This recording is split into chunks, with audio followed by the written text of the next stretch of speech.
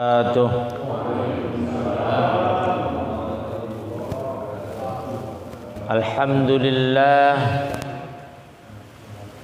alladzi khalaqal mawjudat min zulmatil adami binuril ijad wa ja'alaha dalilan ala wahdaniyatihi lidzawil basairi ila yaumil ma'ad wa syar'a syar'an ikhtarahu li nafsihi wa anzala bihi kitabahu wa arsala bihi sayyidal ibad فأوضح لنا محجته وقال هذه سبيل الرشاد أشهد أن لا إله إلا الله وحده لا شريك له رب العباد وأشهد أن محمد رسول الله أشرف العباد والزهاد اللهم صل على سيدنا مولانا محمد وعلى آله وأصحابه وأتباعه صلاة زكية بلا نفاد أما بعد فيقول الله تعالى في كتابه الكريم أعوذ بالله من الشيطان الرجيم بسم الله الرحمن الرحيم المال والبنون زينة الحياة الدنيا والباقيات الصالحات خير عند ربك ثوابا وخير آملا وقال النبي صلى الله عليه وسلم من يرد الله به خيرا يفقهه في الدين رواه الشيخان صدق الله العظيم وصدق رسوله النبي الكريم ونحن على ذلك من الشاهدين والشاكرين والحمد لله رب العالمين. Jamaah sekalian yang dirahmati Allah Subhanahu wa taala, wabil khusus seluruh pengurus DKM Masjid Al-Muhajirin, para tokoh masyarakat, kepala lingkungan, para bapak, para orang tua, hadirin, bapak-bapak, hadirat, ibu-ibu, saudara-saudara sekalian rahimakumullah. Alhamdulillah, bersyukur kepada Allah kita semua masih ditakdirkan bisa hadir di majelis ini dalam rangka pengajian rutin, silaturahmi rutin. Mudah-mudahan pengajian kita, silaturahmi kita pada subuh kali ini senantiasa dipenuhi dengan rahmat, ridha serta berkah dari Allah Subhanahu wa taala. Amin ya rabbal alamin. Shalawat dan salam senantiasa dihaturkan kepada junjungan Rasulullah Muhammad sallallahu alaihi wasallam. Jamaah sekalian dirahmati Allah Subhanahu wa taala, kita masih di bulan apa ini? Safar ya, ininya ya. Safar. Sofrun itu artinya ramyang-ramyang atau ke samar-samaran. Iya. Jelas sih. Iya.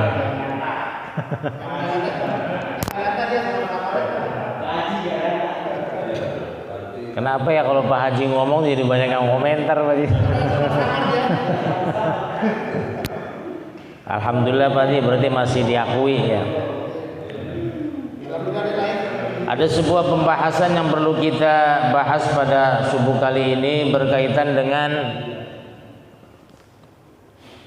orang yang sudah meninggal dunia. Kemudian ketika meninggal dunia itu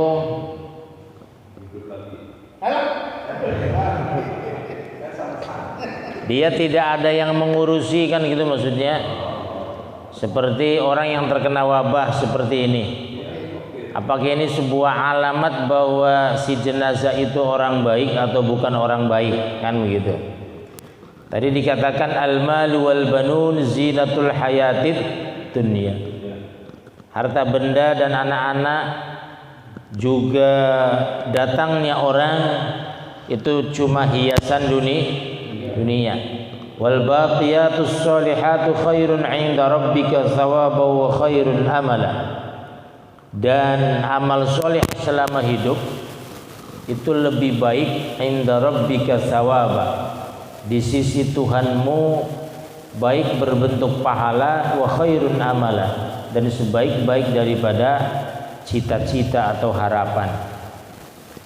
Dari ayat ini dijelaskan kepada kita bahwa banyaknya harta benda, banyaknya orang yang datang kepada kita, termasuk banyaknya anak, itu tidak menjadi patokan bagi bahwa dia orang baik atau tidak. Itu cuma semacam kehidupan, hiruk pikuk kehidupan dunia. Tapi amal soleh selama hidup merupakan bekal yang paling utama yang nanti menjadi sebaik-baiknya pahala di sisi Tuhanmu dan sebaik-baik daripada amalan cita-citamu.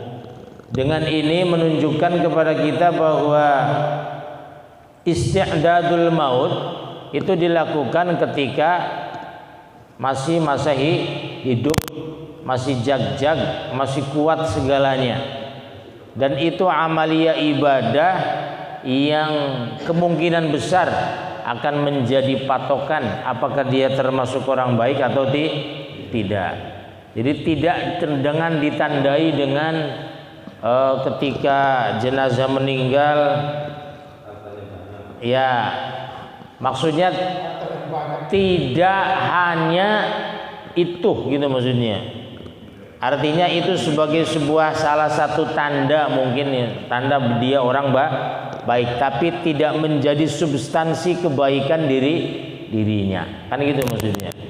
Artinya bahkan kan dalam satu maqalah dia amalnya diterima atau ditolak, kan begitu. Am qubilat au ruddat. Apakah diterima atau ditolak? Kita tidak tahu, kan gitu maksudnya. Ya.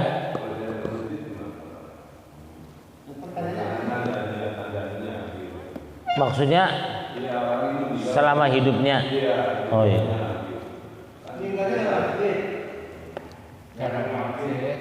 Jarang masjid gitu maksudnya. Tapi sholat Jumat kan?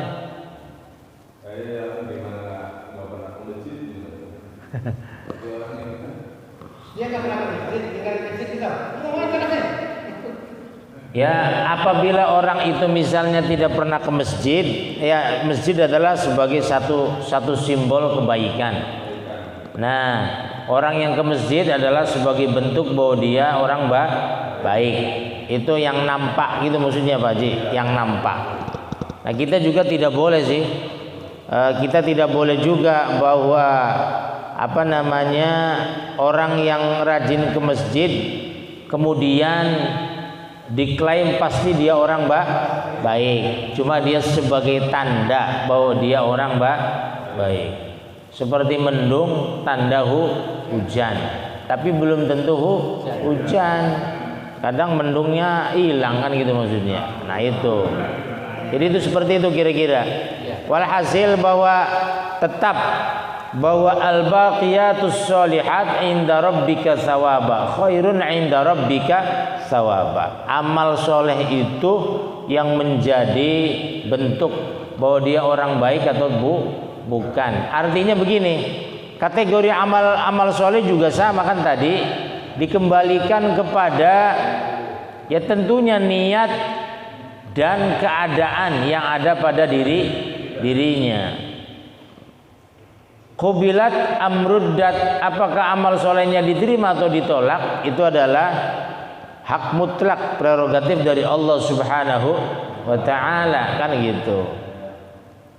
Maka sebaik-baiknya orang ketika beramal ya tidak diingat-ingat, kan begitu.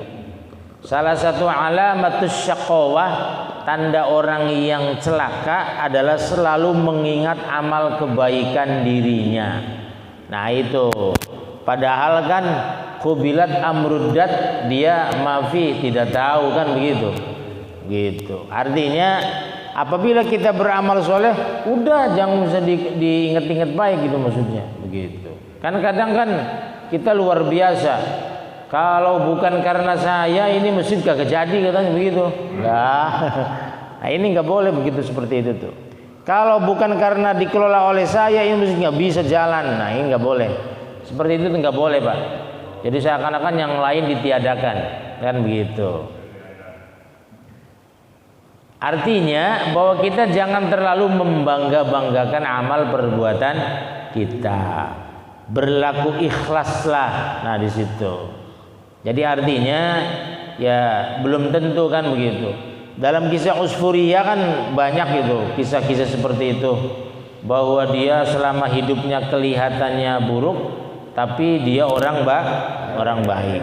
Sebagaimana yang pernah dicontohkan kan gitu, pernah diceritakan tentang dia ke tempat apa tuh? Tempat maksiat, mengunjungi WTS. WTS apa sih namanya? Iya, beli minuman gitu maksudnya. Pada zaman Khulafaur Rasyidin itu. Nah, itu apa pada zaman Khalifah Harun ar-Rasyid. Nah, itu ternyata kemudian gitu maksudnya, setelah itu dia minuman itu dibuang ke WC atau ke comberan begitu. Dia sudah menyelamatkan orang untuk tidak minum minuman itu. Kemudian dia apa namanya mengunjungi si WTS. Dia kemudian bayar sampai pagi, mengunci pintunya, mengunci pintu si wanita tadi. Kemudian dianya pulang gitu maksudnya begitu. Jadi kamu sudah saya booking sampai pagi, begitu maksudnya. Enggak diapa-apain. Kalau Pak Haji kan sayang gitu maksudnya.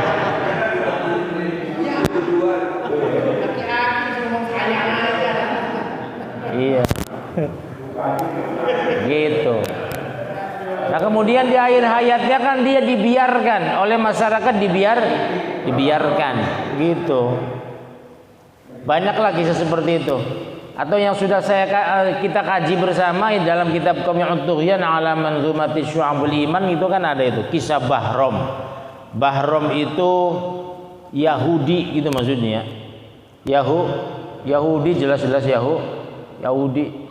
Jadi dia cuma amal sekali-kalinya di masa hidupnya itu. Ada orang wanita muslimah gitu maksudnya. Wanita muslimah dianya sih membenci banget sama si Yahudi tadi, si Bahrom tadi gitu.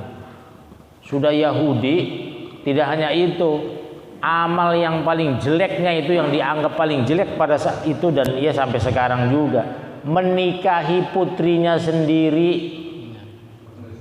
Itu udah Yahudi menikah sendiri itu udah agak bener banget. Ajaran Yahudi juga nggak boleh menikahi anaknya, itu nggak boleh sama. Nah itu artinya ibarat orang yang berdosa itu sudah berlipat-lipat, sudah tidak mungkin bisa diampuni kan gitu maksudnya begitu. Tapi dia suatu hari dia lewat gitu maksudnya, lewat kemudian mendengar ada wanita yang sedang merintih dengan cucunya gitu maksudnya, sedang merintih kelaparan gitu maksudnya. Sementara orang sekelilingnya tidak pernah memperhatikan gitu maksudnya begitu. Dia si cucunya itu ngomong, bukankah Nek kita bisa minta sama Bahrom kan gitu. Si cucunya nggak tahu bahwa si Bahrom itu orang Yahudi dan orang brengsek lah gitu maksudnya. Terus kata si neneknya tadi, saya tidak sudi lah bahasanya, tidak sudi untuk minta-minta kepadanya begitu. Sehingga dia menahanlah sampai pagi begitu. Kemudian suatu hari dia mencari makanan gitu maksudnya, mencari makanan, dan ketika tahu bahwa itu makanan dari Bahrom, dia nggak mau gitu maksudnya begitu. Dia sangat tidak mau. Nah, suatu hari Bahrom itu menyediakan sebuah tempat gitu maksudnya yang biasa dilalui oleh si wanita tadi yang ketika mencari makanan. Kemudian Bahrom masak sendiri tuh, dia masak sendiri yang enak-enak gitu maksudnya begitu.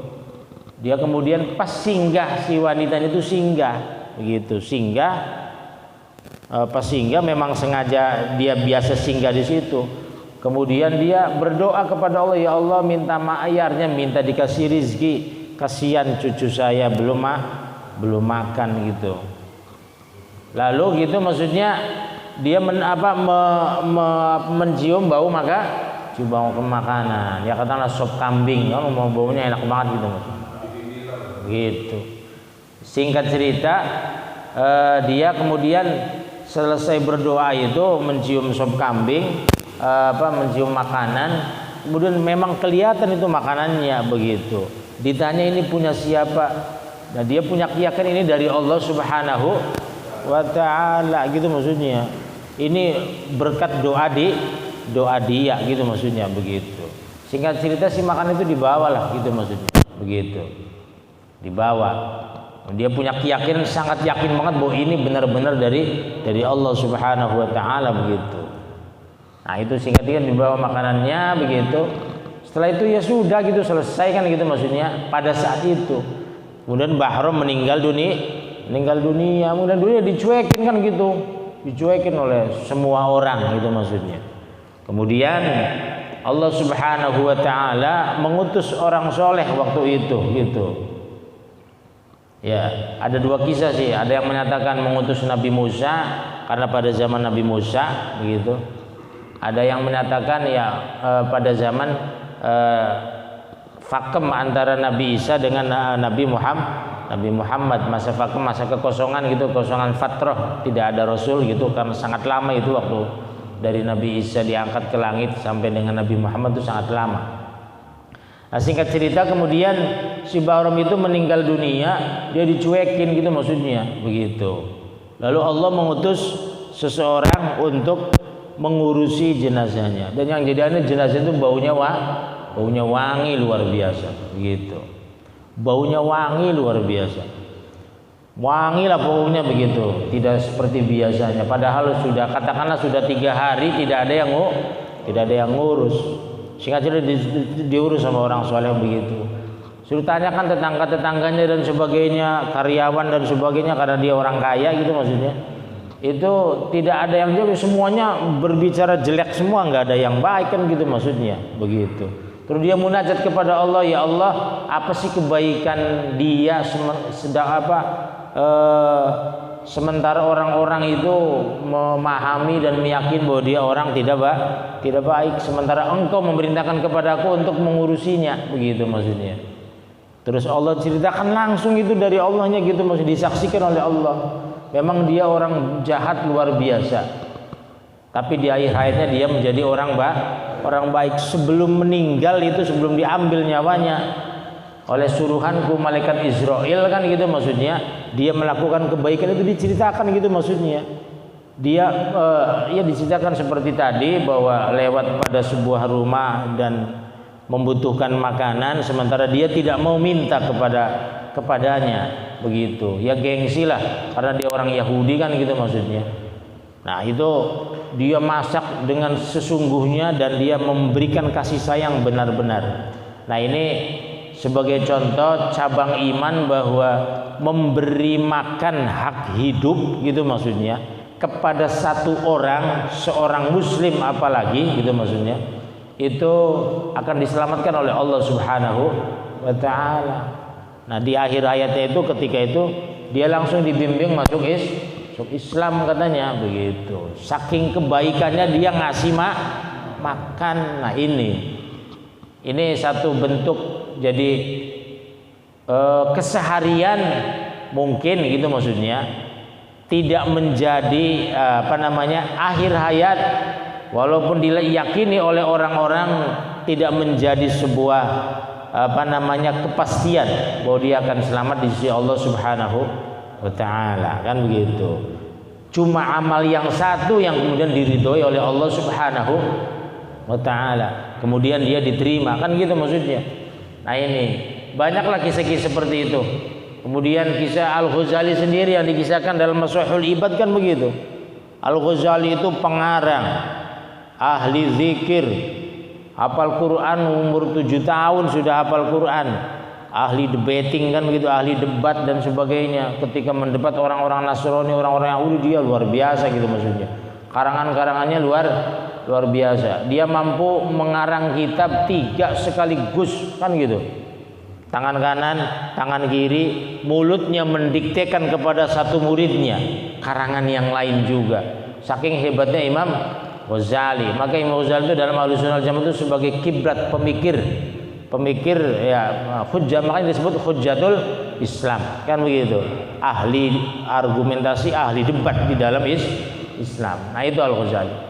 Bahkan dalam satu makalah dikatakan para ulama sepakat kemungkinannya akan menjadi Imam Bukhari yang kedua setelah Imam Bukhari kalau umurnya panjang, karena beliau waktu itu kan di akhir hayatnya itu satu yang belum saya lakukan itu ingin mengumpulkan hadis-hadis yang mungkin lebih ya ditujukan untuk supaya lebih katakanlah lebih teliti daripada Imam Bukhari.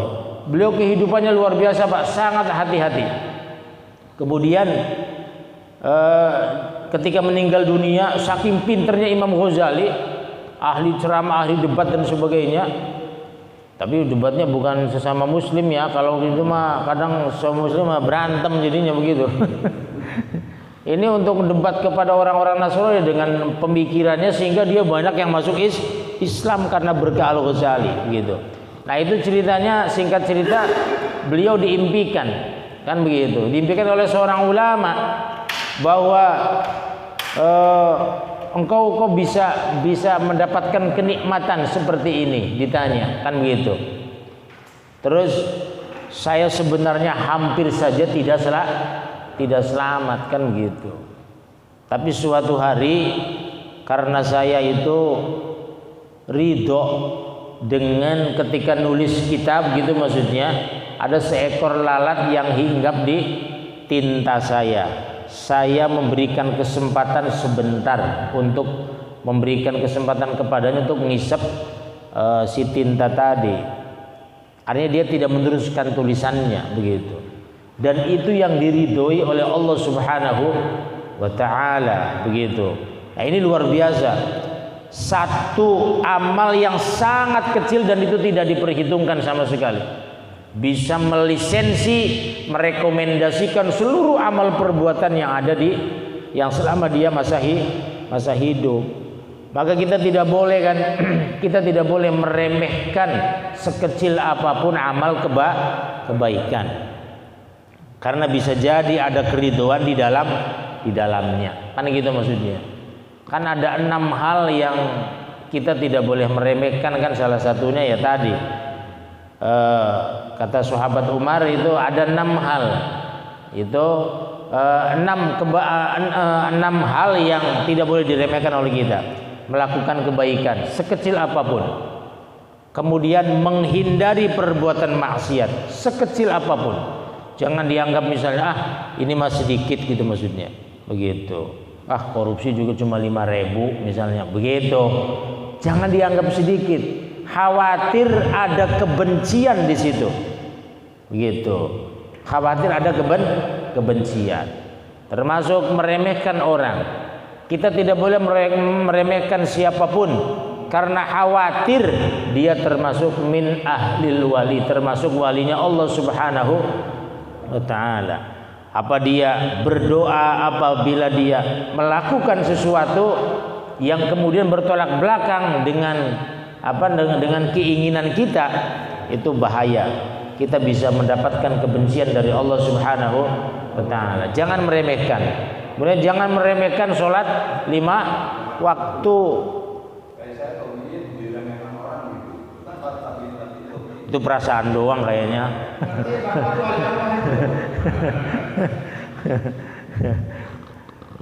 Jangan meremehkan sholat 5 waktu. Kan ayat Qur'annya hafizu 'alas sholawati was sholatil wusta. Jagalah, peliharalah sholat 5 waktu dan sholat wusta. Para ulama berbeda pendapat tentang sholat wusta. Ada yang menyatakan subuh, ada yang menyatakan asar, ada yang menyatakan ya maghrib, ada yang menyatakan isya dan sebagainya. Nah ini tidak ada kepastian. Artinya Allah menyembunyikan ini. Kenapa Allah menyembunyikan? Supaya kita tidak meremehkan, gitu maksudnya. Tidak meremehkan satu sholat pun, kan gitu maksudnya. Kalau Allah ngasih tahu sholat wusta itu subuh, wah orang jadi berbondong-bondong. Karena barang siapa yang menemukan sholat wusta sudah pasti dia wali, itu maksudnya.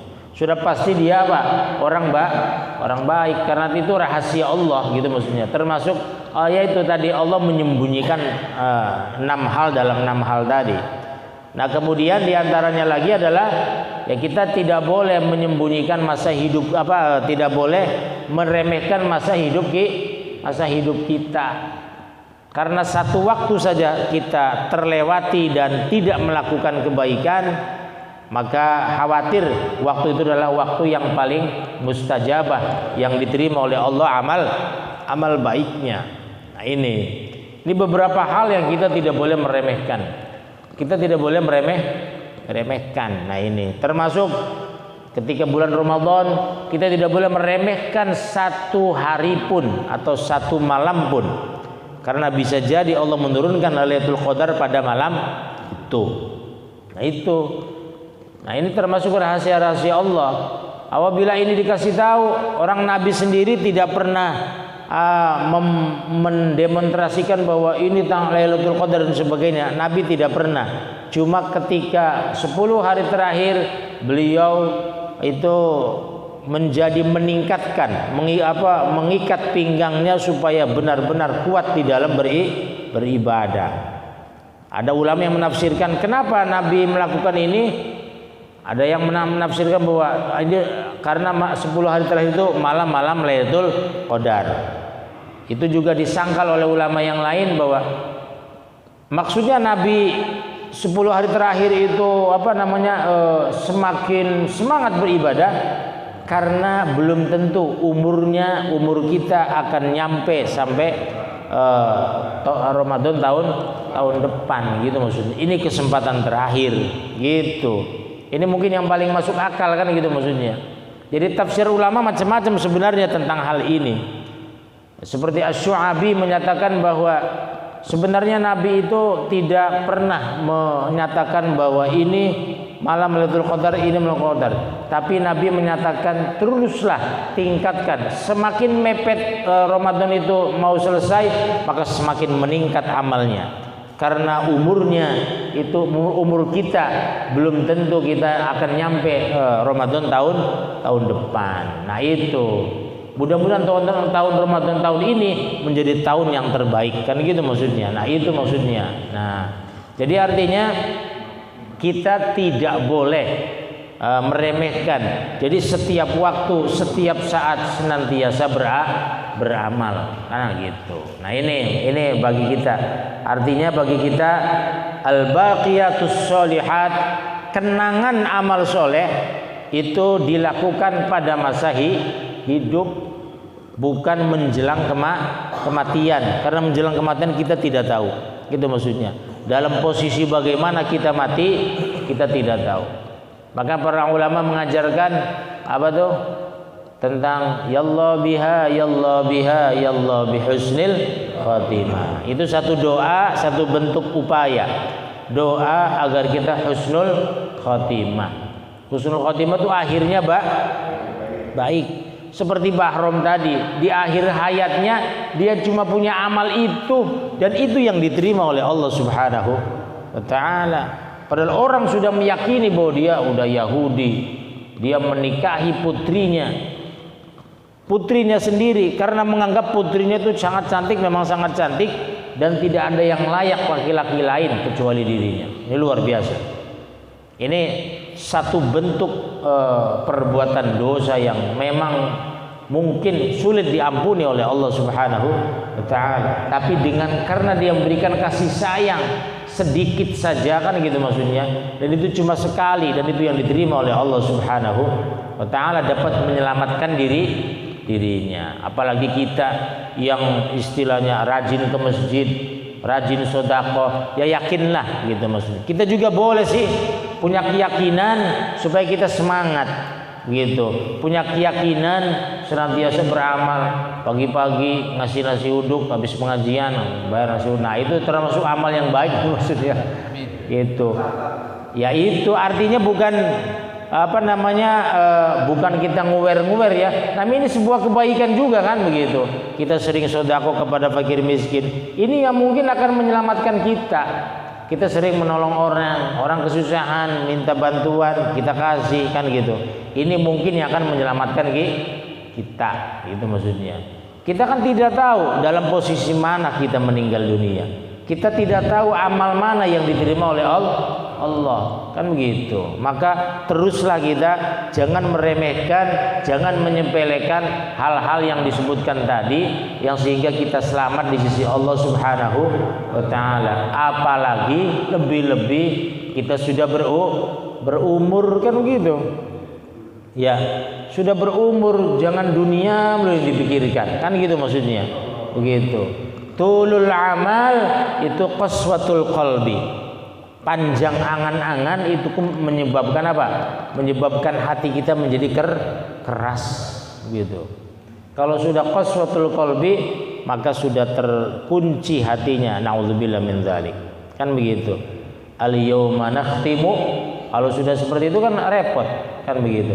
Sudah terkunci hatinya untuk melakukan kebaikan, dinasehati sulit dan sebagainya. Karena kita terlalu tulul amal. Jadi panjang angan-angan tuh maksudnya tadi dunia belum dipikirkan gitu maksudnya. Kalau dia sudah umur ya hampir 60 lah gitu maksudnya. Hampir saja pensiun misalnya. Kan begitu. Harus sadar diri, harus tahu diri. Ya minimal kalaupun kita masih belum bisa ke masjid sama orang gitu maksudnya harus baik. Ya sama orang harus baik gitu, sama tetangga. Karena kita mau hidup kapan lagi kan kita kesempatan untuk melakukan kebaikan. Apalagi sudah sakit kan begitu. Sakit itu sebuah tanda-tanda Pak, begitu maksudnya. Ya tanda-tanda sakit. Gitu. Ya artinya kita ini udah kasih tanda oleh Allah, diperingati. Kamu sakit supaya ingat diriku, kan begitu. Kamu mungkin lupa, kan gitu maksud ingat. Begitu. Bahwa sehat itu mahal, bahwa kesempatan hidup itu belum tentu akan terus-menerus akan didapatkan. Ketika sehat itu karena mahal, maka dia jaga kesehatannya, selalu berbuat baik kepada orang lain karena khawatir sakit. Kalau sudah sakit kan kita boro-boro ke masjid kan begitu. Kadang sholat aja luar biasa sulitnya begitu. Nah ini peringatan. Ya yang masih muda juga sama kan kadang. Oh, naudzubillah min dzalik, kadang kecelakaan, jatuh kan begitu. Sehingga sholat yang harusnya berdiri menjadi duduk, kadang cuma berbaring dan sebagainya. Nah ini diperingati oleh Allah. Ini satu hal peringatan gitu maksudnya. Ya peringatan untuk dirinya dan mungkin juga keluarganya kan begitu. Artinya harus sadar dirilah segera. Karena khawatir ketika kita sudah tidak bisa ngapa-ngapain kan begitu, maka summa yunsurun naudzubillah min dzalik. Kita tidak bisa diampuni, naudzubillah, tidak tertolong gitu. Makanya selagi masih ada nyawa, qul ya ibadiyalladzina asrafu ala anfusihim la taqnatu mir rahmatillah. Tapi kita tetap tidak boleh putus asa. La taqnatu mir rahmatillah. Innallaha yaghfirudz dzunuba jami'a. Memang pada awalnya dosa syirik, dosa hukukul walidain itu sulit diampuni oleh Allah Subhanahu wa taala. Minum khamr, berzina, membunuh, itu mendolimi orang itu sulit diampuni. Tapi innallaha yaghfirudz dzunuba jami'a. Sungguhnya Allah akan mengampuni seluruh dosa. Tapi bagi orang yang bertobat kan wa anibu wa aslimu kan begitu. Wa anibu dan bertobatlah kalian, wa aslimu dan kembalilah pasrah diri lahu kepada Allah qabla ayyatiyakumul azab, sebelum datang azab kepadamu, tsumma la yunsurun, kemudian tidak tertolong. Nah ini bahaya. Kalau sudah tidak tertolong kan repot. Ketika kita sudah mengatakan kalau begini amantu billah, amantu bi rabbi Musa wa Harun, Fir'aun itu. Jadi ketika kita sudah tenggelam di laut, gitu maksudnya, gitu, dia ngomong kayak begitu. Kalau begini aku beriman kepada Tuhan Musa dan Harun. Kata malaikat Jibril saking keselnya gitu, dijejeli lumpur, kesel gua, lu sudah mau mati mau begitu maksudnya, begitu. Ya, artinya sudah tidak tertolong kan begitu. Ya, seperti sudah tidak tertolong. Maka selagi masih ada hak hidup bagi kita kan gitu, masih jag-jag, masih bisa kemana-mana, ya mari kita beramal baik. Karena ini penting. Karena posisi kita akan seperti apa meninggal dunianya kita tidak tahu. Khawatir naudzubillah min dzalik kita tidak termasuk orang yang tidak diselamatkan. Ya minimal sering-seringlah berdoa. Mungkin kita berharap kepada Allah, ya itu sebuah kewajiban. Karena memang harapan kita wajib digantungkan kepada Allah. Ya sering-seringlah ya Allah biha ya Allah biha ya Allah bihusnil khatimah. Supaya apa? Supaya kita di akhirnya itu baik, gitu maksudnya. Begitu. Demikian mungkin beberapa hal. Ada pertanyaan? Ya? Ya, berzikir. Apalagi kita kan kurang betul semua, kan mendekati. Oh iya. Ya syaibah. Ya rambut kita kan udah syaibah, udah banyak ubannya, kan gitu. Ya mungkin kelihatannya masih hitam tapi dibotak jadi nggak kelihatan ya.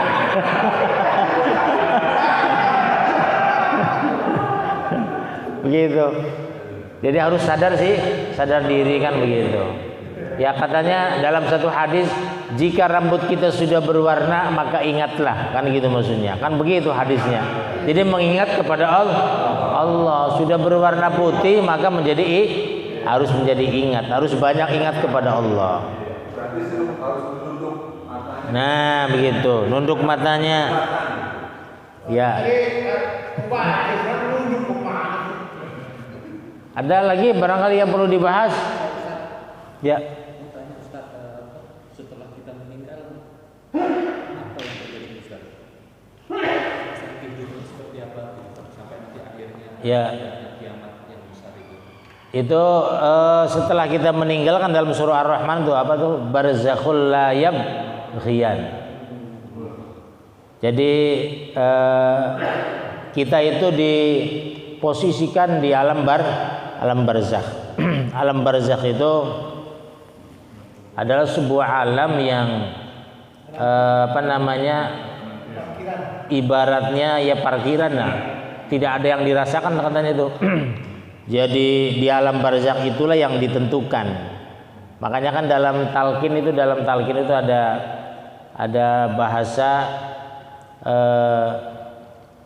alam kubur itu, alam barzakh itu adalah awwalu manzilin min manazilil akhirah wa akhiru manzilin min manazilid dunya. Bahwa alam kubur atau alam barzakh ini adalah etape atau terminal dia sebagai pembuka alam akhirat dan juga sebagai penutup alam dunia. Apabila kita mendapatkan kebaikan di situ, mendapatkan penghormatan dari Allah, maka seterusnya dia akan menjadi baik. Apabila kita itu mendapatkan siksaan, ya masih ada dua harapan. Bisa baik, bisa tidak. Kan gitu maksudnya. Dan itu menjadi ketentuan awal. Makanya kan doa Nabi kan Allahumma inni a'udzubika min azabil qabri. Karena banyak yang tidak selamat ketika di kuburannya dia disiksa, kesannya lebih parah lagi itu maksudnya begitu. Nah, ini menunjukkan bahwa kita harus senantiasa berhati-hati. Jadi dia menunggu ketentuan hisab. Tapi ketika di kuburan itu ada ibarat ibarat DP lah begitu. DP dia orang baik, penghormatan dari Allah langsung diperlihatkan. Dia orang buruk, dia orang jahat, itu ya langsung disiksa gitu maksudnya. Dan itu DP gitu ibaratnya. Apabila dia mendapatkan siksa maka sana lebih parah lagi gitu maksudnya. Cuma kemungkinan bisa menjadi selamat karena apa? Karena ada iman di dalamnya. Dalam satu riwayat kan nanti itu kita dimasukkan ke dalam 7 golongan. Begitu. ada anbiya wal mursalin, golongan, terus kemudian minas sholihin, kemudian syuhada, kemudian ada itu bagian nomor berapa tuh? Ada al-hujjaj, orang yang melaksanakan ibadah haji itu ada itu. Jami'ul hujjaj, ya tentunya yang ikhlas hajinya ya, begitu. Ya yang ikhlas itu mau gratisan, mau apa gitu maksudnya, semuanya ya ikhlas kan gitu. Hanya Allah yang tahu kan. Terus ada terakhir itu ya sebenarnya orang-orang yang beriman itu pasti masuk surga. Karena apa? Ada orang yang beriman satu gitu, dia tidak pernah melakukan kebaikan apapun gitu maksudnya dalam kisah itu. Kemudian ketika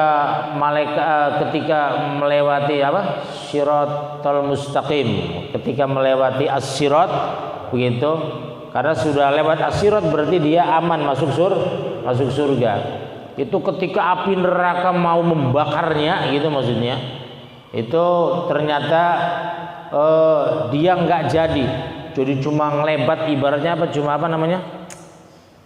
jadi nyamber doang, nyamber gitu maksudnya.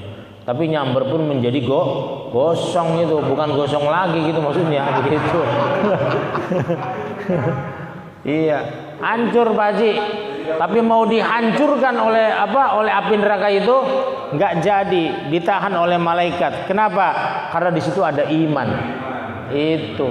Jadi iman ini ternyata yang memang menyelamatkan kita. Tapi kita sempat panas-panasan dulu. Gitu. Gosong dulu.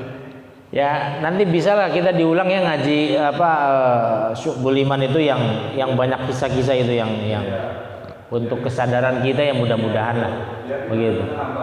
Ya, biar imannya nambah. Nah itu, jadi artinya di situ memang sebenarnya kita mau orang yang menyatakan dirinya Islam, beriman kepada Allah, itu insya Allah pasti masuk surga. Amin ya rabbal alamin. Cuma ini mungkin kan gitu maksudnya. Kita bukan termasuk yang pertama, yang kedua, yang ketiga sampai yang ke-6 gitu maksudnya. Begitu, karena dia termasuk orang-orang baik semua gitu maksudnya. Di sana ada kelompok para wali, kelompok para muallim, pengajar, itu ada itu di situ. Para ulama gitu, ada kelompoknya masing-masing. Ada yang pedagang yang jujur dan sebagainya. Nah itu kelompoknya di atas 5 semua itu. Nah ini yang terakhir itu yang ke-7 ini orang yang hampir saja tidak selamat kan gitu maksudnya. Tapi melihat kelebat iman, pancaran iman dalam hatinya, maka neraka itu tidak jadi untuk membakarnya. Tapi dia kena samberan pertama. Nah ini ada orang yang Pak Haji itu ketika di sana dia itu saking amalnya ada yang lewat Shiratal Mustaqim itu seperti kalbarkil khotif, seperti petir yang menyambar. Jadi petir menyambar saking cepatnya gitu maksudnya. Nah itu Jami'ul Hujjaj itu katanya sehari semalam gitu. Sehari semalam. Tapi sehari semalamnya akhirat itu sama dengan berapa tahun di dunia. Jadi jalannya begitu Pak Haji. Tapi selamat juga dia. Begitu. Ada yang jalannya itu kepalanya di bawah gitu. Kepalanya di bawah dia jalannya. Begitu. Tapi selamat juga Pak Haji. Nah itu. Iya. Nah ini tergantung daripada amal perbuatan kita. Dan itu ya. Jadi alam kubur, alam barzakh itu dalam satu surah Ar-Rahman kan ada tuh kalimat barzakhul la yabghiyan. Jadi alam barzakh itu kayak kalau dirasa-rasa kayak anta katanya. Di kapan itu dalam sebuah majalah, dulu saya dari majalah, kalau sekarang mungkin internet kali ya. Dari Jepang itu. Jadi sebelah sini tawar, sebelah sini asin. Nah ini antara sekitar payau. Nah benar payau kali ya. Nah itu tidak ada, jadi rasanya nggak enak. Dia itu barzakh tuh begitu katanya gambarannya. Jadi barzakhul abghiyan itu antara anta dengan antara asin dengan tawar itu tidak jelas. Nah itu. Nah itu jadi warnanya itu ya warnanya kebiru-biruan ungu tapi gelap itu maksudnya. Jadi di sini kalau yang namanya yang tawar itu kan ini apa namanya bening itu air yang tawar itu bening. Nah yang asin itu kan agak butak gitu maksudnya begitu. Nah ini yang nggak jelas ini. Jadi perasaannya nggak jelas Pak Haji. Jadi hidup juga kagak kan gitu, mati juga kagak. Nah itu katanya alam barzakh itu seperti itu gambarannya ya. Tapi ini gambaran para ulama. Ya kita kan belum ada yang mengalami. Aturan ada yang bisa sudah dikubur kemudian hidup lagi. Ya ada kan cerita seperti itu. Ya ceritanya seperti apa ya itulah mungkin sebagai gambarannya. Demikian mungkin ya.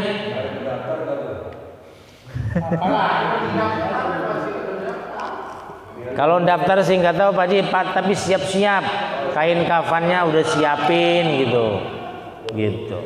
Mudah-mudahan kita semua mati husnul khotimah. Amin ya rabbal alamin. Demikian beberapa hal yang bisa disampaikan, kurang lebihnya usikum manafsi bitaqwallah wal afu minkum wa ufawwidu amri ila Allah subhanakallahumma wa bihamdika asyhadu an la ilaha illa anta astaghfiruka wa atubu ilaik. Assalamualaikum warahmatullahi wabarakatuh.